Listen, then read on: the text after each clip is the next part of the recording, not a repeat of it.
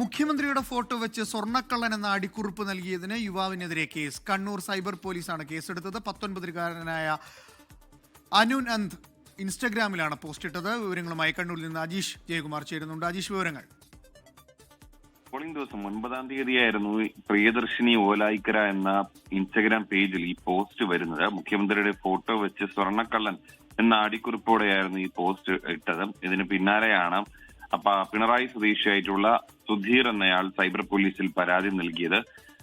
ഇത് പാർട്ടിക്കാർക്കും CPM പ്രവർത്തകർക്കും തനിക്കും മാനസിക വിഷമം ഉണ്ടാക്കി എന്നാണ് അദ്ദേഹം പരാതിയിൽ പറയുന്നത്. ഇത് പ്രകാരം സൈബർ പോലീസ് കേസെടുക്കുകയായിരുന്നു. 19-കാരനാണ്, കണ്ണൂർ സിറ്റി സ്വദേശിയാണ് അനുനന്ദ്.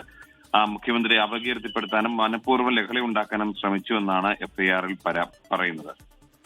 വിവരങ്ങൾ നൽകുകയായിരുന്നു അജീഷ് ജയകുമാർ.